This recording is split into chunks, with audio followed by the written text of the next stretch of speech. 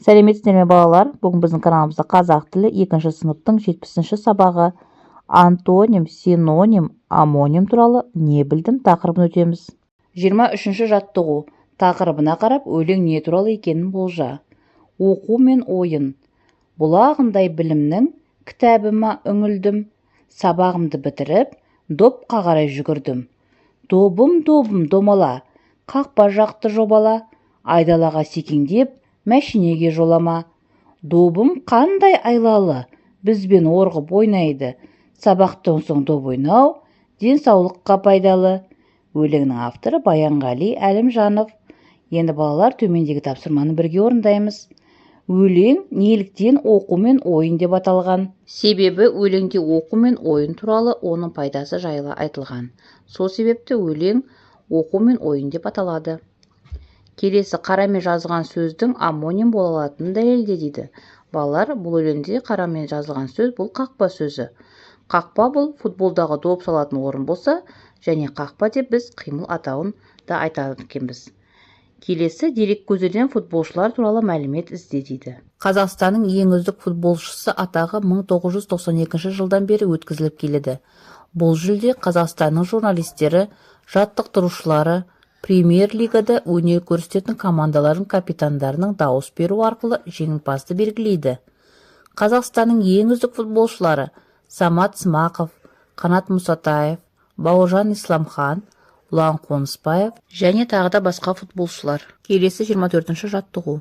Жақша ішіндегі сөздердің тиістісін қойып, сөйлемдерді көшіріп жаз. Төменде балалар бізге сөйлемдер берілген. Осы жерден біз жақша ішіндегі тиісті сөзді қойып, көшіріп жазуымыз керек. Ермахан мықты боксшы. Зеренің үйі мектептен алыс. Ескі кітаптарды жыртуға болмайды. Келесі тапсырма жақшадағы сөздердің антонимін тап дейді. Балалар бізде жақшаның ішіндегі сөздер мықты, күшті, алыс, қашық және ескі көне сөздер екен. Енді біз осы сөздерге антоним сөздерді табамыз. Антоним сөздер бұл, яғни осы берілген сөздерге қарама-қарсы сөздерді айтамыз. Мықты, күшті, әлсіз, алыс, қашық, жақын, ескі көне, жаңа сөздері. Келесі 25-ші жаттығу. Жұмбақты оқып, шешуін тап. Кімнің ұшқыр ойы, сайысатын кімдер? Айт. 3 раунд бойы. Балалар, бұл жұмбақтың шешуі боксшы. Енді төмендегі тапсырманы орындайық. Ұшқыр сөзін қандай синоним сөзбен айтуға болады? Ұшқыр сөзінің синонимі жылдам, жүйрік сөздері. Балалар, синоним деп біз айтылуы әртүрлі, мағынасы жуық сөздерді айтамыз. Келесі 26-шы жаттығу.